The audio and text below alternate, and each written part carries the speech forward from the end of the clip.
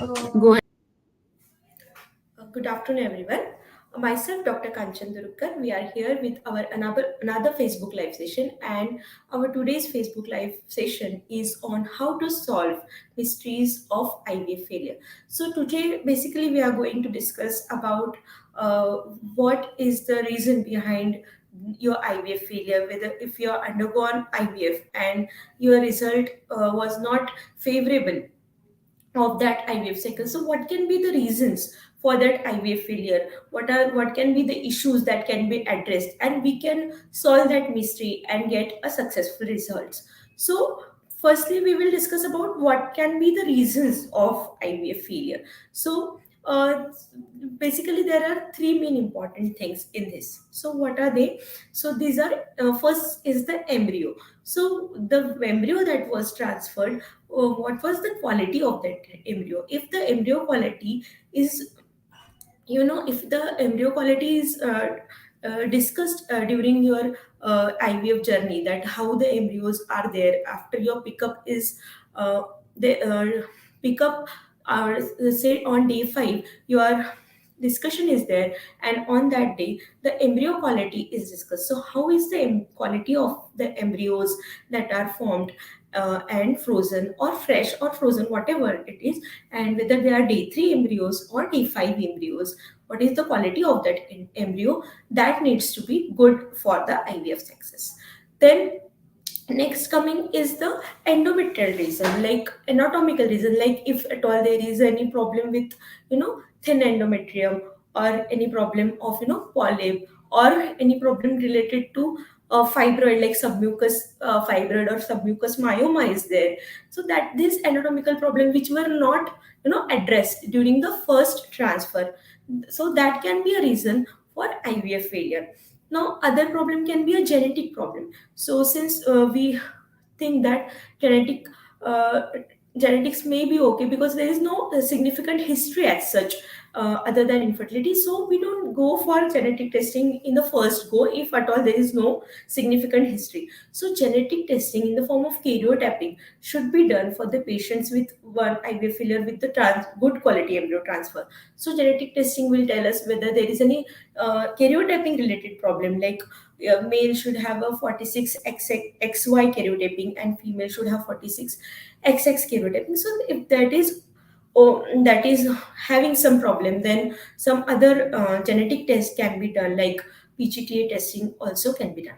Now coming to the other problems of failure, sometimes the window of implantation can also be shifted, like the patient is having repeated implantation failure, embryo quality is good, endometrium is also good, still the patient is not getting, or the couple is not getting the successful outcome. So in these patients window of implantation can also be shifted. So this also can be tested with ERA test. Now ERA test tells us what is the personalized, it is a personalized embryo transfer. It will tell the window of implantation of that particular patient for the day 5 embryos. So that window of implantation can also be shifted. Now hydrosulfings also is one of the reason for IVF failure. So adnexal pathology like hydrosulfings, or sometimes uh, biosulfings, or any other adnexal pathology that has been missed uh, in the first IVF, that can also be the reason for IVF failure. Then age is also one of the important reason. As the age advances, the implantation goes down, so that also can be a reason for IVF failure. Then one reason is also raised DFI. DFI is DNA fragmentation index. So sperm DFI is what?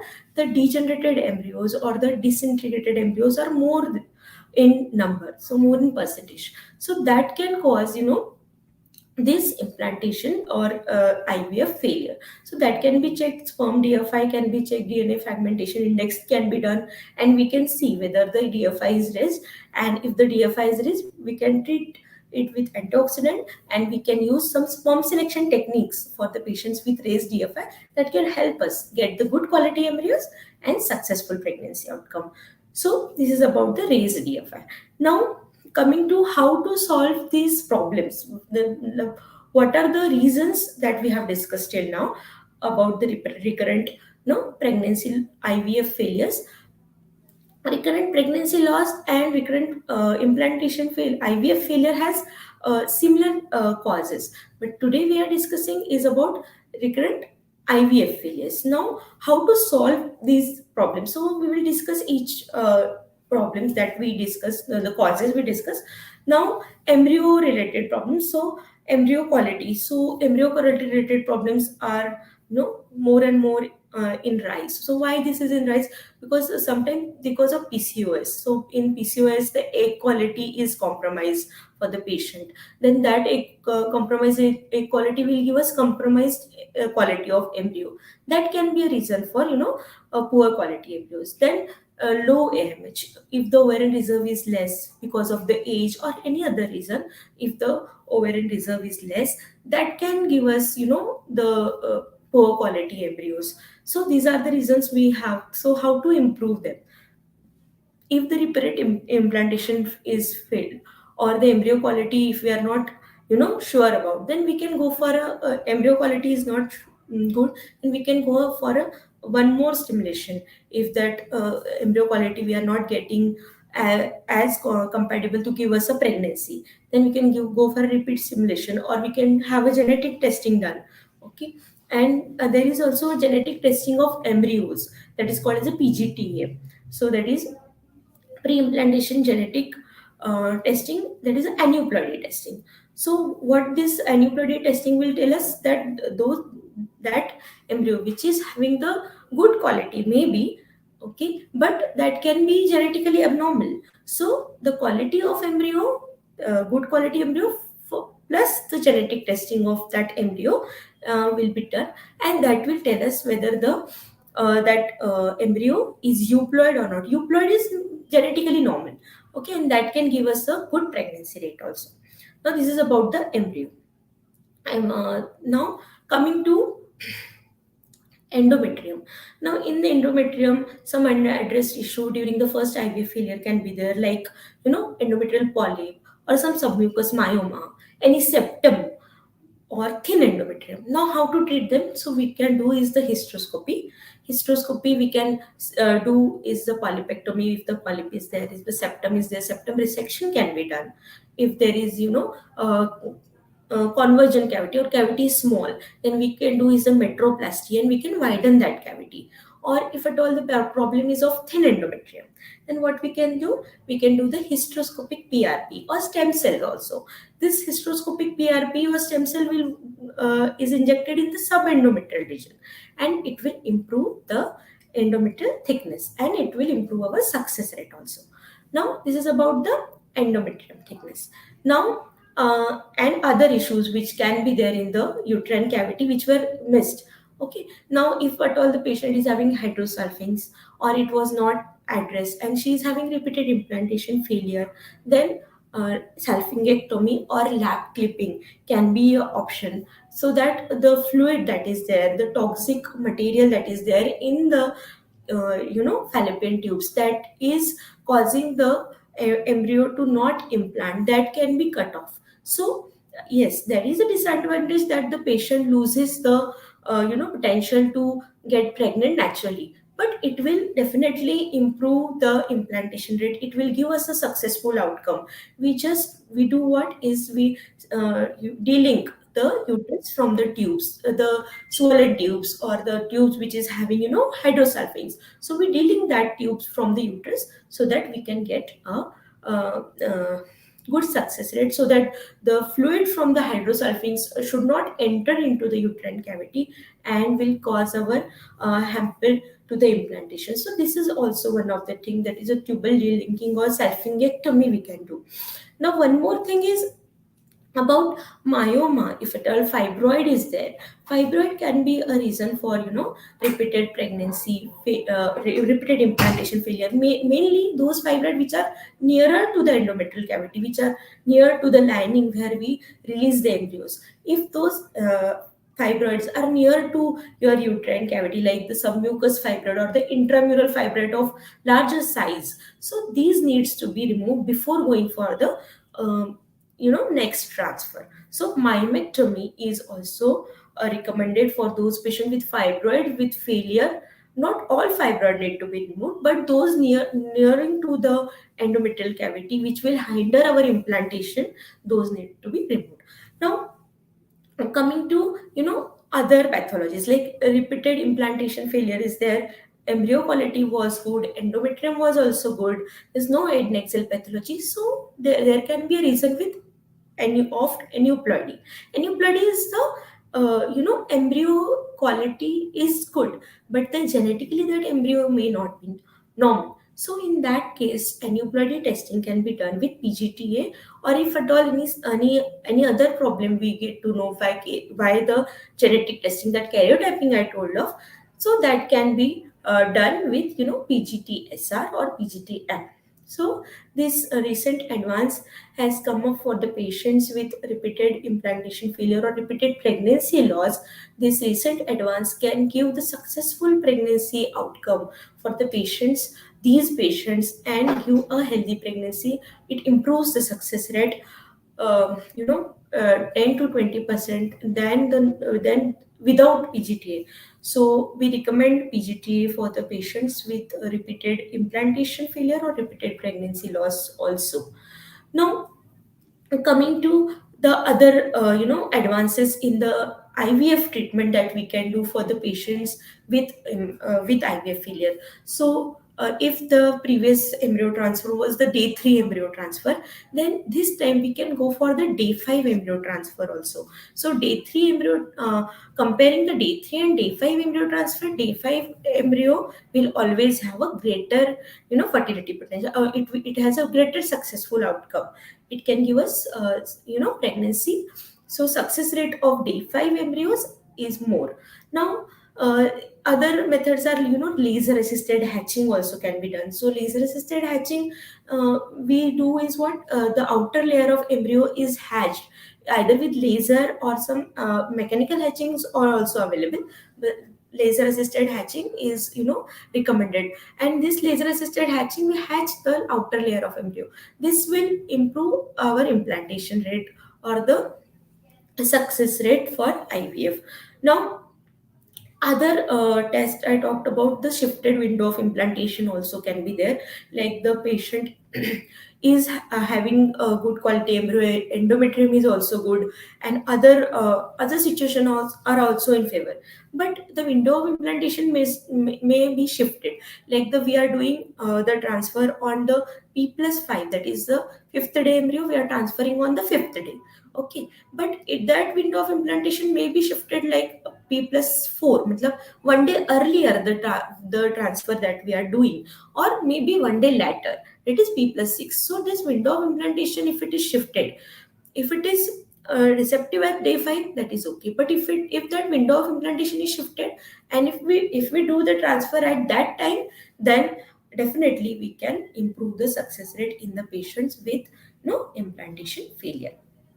Now, other techniques have come up, like immunotherapy. So immunotherapy has also come up for the patients with repeated implantation failure. So immunotherapy in the form of intralipids, IVIG, IV immunoglobulins. So IV immunoglobulins, what they do, they the antibodies which are the antibodies by the from the mother, which are not allowing the embryo to implant in the uterus, that antibodies are reduced by this IV immunoglobulins. So the implantation is not occurring. There can be multiple reasons. So one of the reason can be the antibodies from the mother that are hampering the implantation, or that are hampering the embryo to grow inside the uterus. So for that, what we can do is we can provide her with IVIG. IVIG can these are all the we can say in the process of these are the emerging techniques, we can say, for the patients with repeated implantation failure. So this IVIG also can improve the success rate, or intralipids are also there. Then other therapies are coming up, like lead therapy. and then peripheral mononuclear cells therapy. So these are the recent advances that are coming up. PGTA testing I already talked about. ERA testing I already talked about. But these are the other techniques other than those patients who have done these things also. For these patients, this immunotherapy is coming up.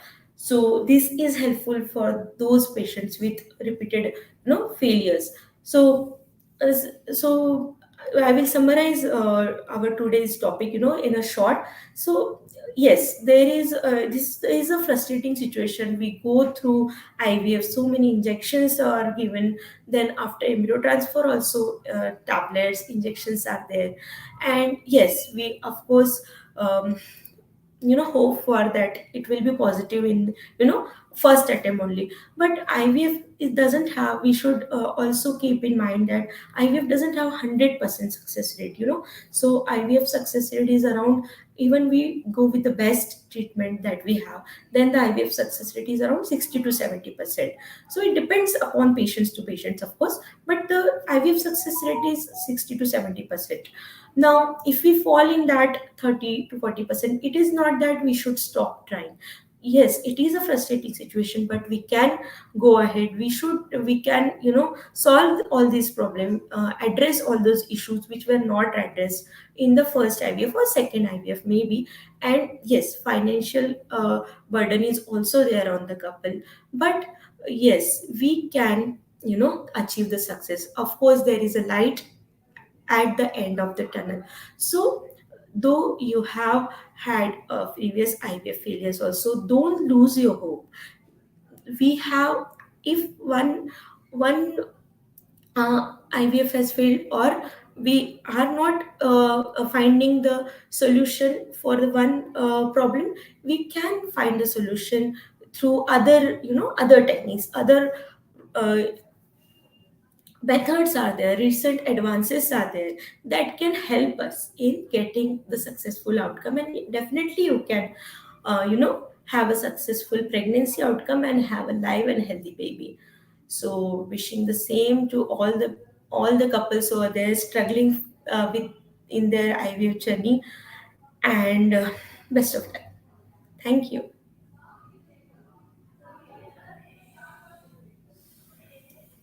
Are there any questions for me?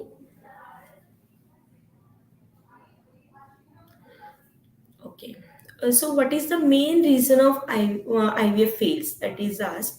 So, main reason basically we will say is embryo. I will say first of all that embryo will be the main reason that the IVF fails.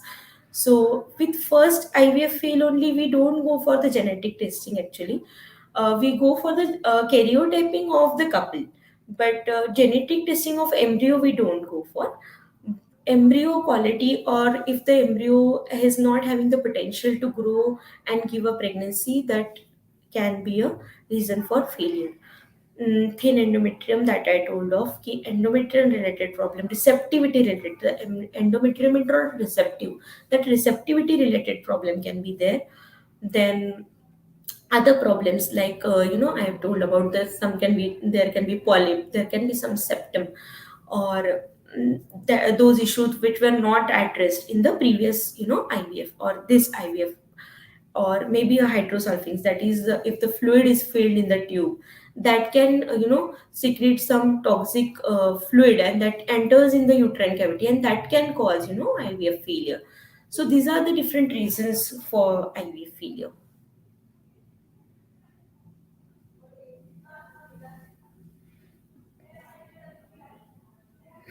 So this is a, yes, this is very very important question, that how do you stay positive after failing IVF. So as I talked in this our talk today, that IVF fail is a it's a very challenging or stressful situation for any couple, and of course a fertility consultant also, because they are also, the couple and the fertility consultant both are involved in this journey. you know so staying positive is very very important. Yes, this attempt has not worked for you, but it is not the end of your journey. So you may have the problem that can be solved, that can be addressed, and we can go ahead. If at all there is a severe problem with, say, your eggs quality was not good, or say egg number was not there, or some other issues was there with the embryo quality, so we can opt for a donor egg also, which can give us a better result. Yes, but the acceptance needs to be there. But yes, that can give us a successful outcome. If at all there was a problem with your endometrium, hysteroscopy can be done. We can improve the endometrial lining. Recent advances in the form of endometrial hysteroscopic PRP or stem cells can be done, or other issues that were there that can be addressed, like if there can be a shifted window of implantation, then we can do the era testing. Then era testing can tell us that the transfer we have done, whether it was on the correct timing, or whether the window of implantation was shifted. So that can also be addressed.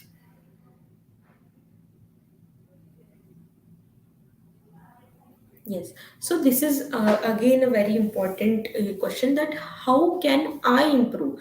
So first of all, you can improve your IVF success staying positive, keeping the trust, keeping that faith that yes, this treatment will work for me, is also somewhere important. That keeping that faith on that treatment that you're taking, whichever treatment you're taking, not only IVF, but whichever treatment we are taking, we should keep a faith on that. Again, you keeping the taking the timely medicines. See, IVF we are giving artificially, we are transferring the embryos, so body needs a artificial progesterone. So that progesterone or whatever tablets that are given to you, that needs to be taken on time, and whatever the advice is given during your IVF journey, that whether your embryos were good quality, not. So whatever the uh, consultant is discussing with you about the outcome, about the success rate, that needs to be kept in mind. And then proper medicine, proper lifestyle modification can definitely improve our success rate.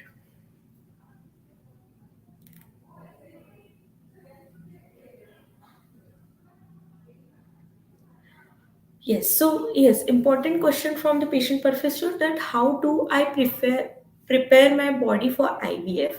So see, there is frankly speaking, there is nothing like to prepare a body, that something very um, out of the box is required to prepare your body for IVF. But yes, good lifestyle modification in the sense of like addiction should be avoided. Addiction should not be there, like smoking and alcohol, both the couples, both husband wife. And then uh, uh, BMI related issue, मतलब weight reduction. If the BMI is raised, मतलब height related weight is more, BMI is more than 25 and above, then weight reduction.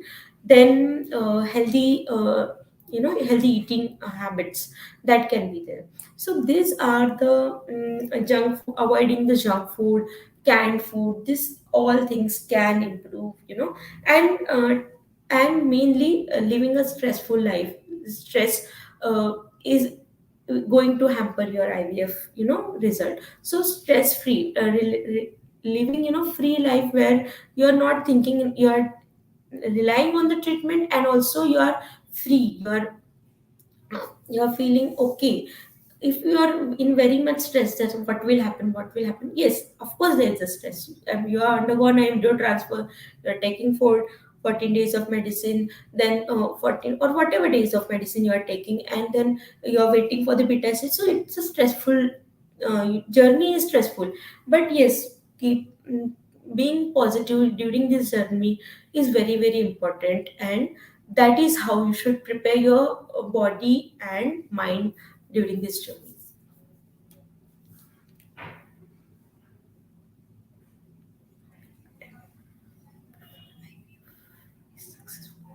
So, yes. So, how many attempts before IVF is successful? So, how many I cannot answer in a number, because this will differ for every patient. Sometimes the IVF is done in the suboptimal, suboptimal conditions are there.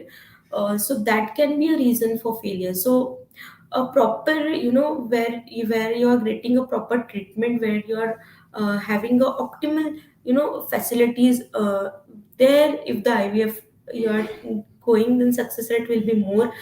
And yes, it is not that one or two IVF you can go and then you have to stop the treatment. You can go for you know 4 5 IVF. That is not the issue. But first, what whenever the IVF is failing, then the issues what are there should be addressed, and then we should go ahead. It should not be like, okay, first IVF is failed, second IVF is failed, we'll go for third, fourth.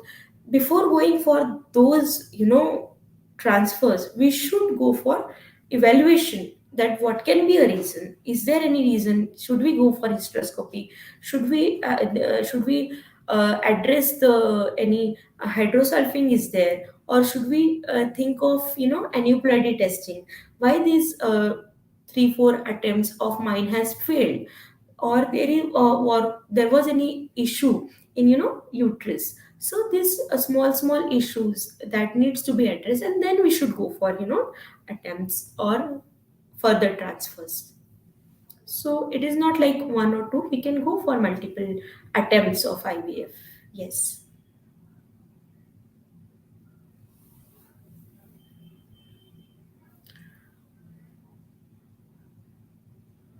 Okay. So Deepika is asking me that my I failed my first IVF. What should I do?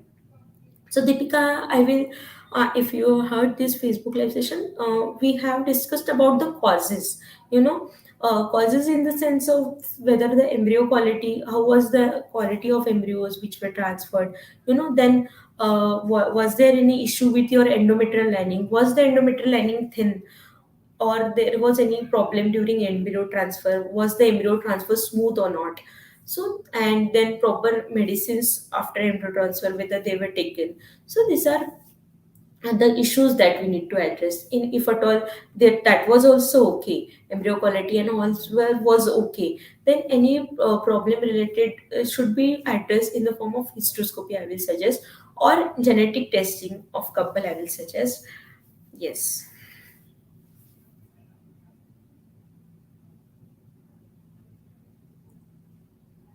What should I eat during IVF? So, after your embryo transfer, lots of ladies have questions that should I eat this or not, or this I eat that or not. You can eat everything like a normal person. Only thing we say is avoiding raw pineapple and raw papaya. It has some, artificial activity, so we ask to avoid that only. Otherwise, you can eat everything. Caffeine, we say that you should consume less, and junk food less, or avoid the junk foods. That is all we advise from our side. Otherwise, you can have your own diet and food, veg, non-veg, whatever you want to have, you can have. That is not a problem.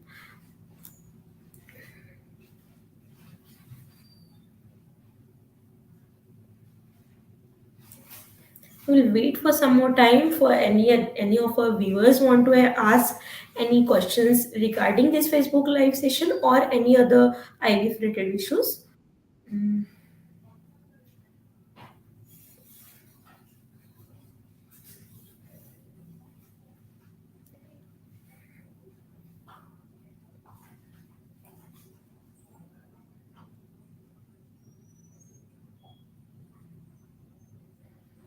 Okay, so I think we will close this session.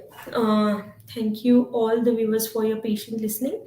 If at all, if any consultation you require, the helpline number is there on our screen, or you can have a physical consultation with us. We are there at Oasis Fertility, Vakat, Pune, or Oasis Fertility, Kharadi. So guys, have your morals up. We are there to help you if at all any queries are there. So best of luck, and thank you very much.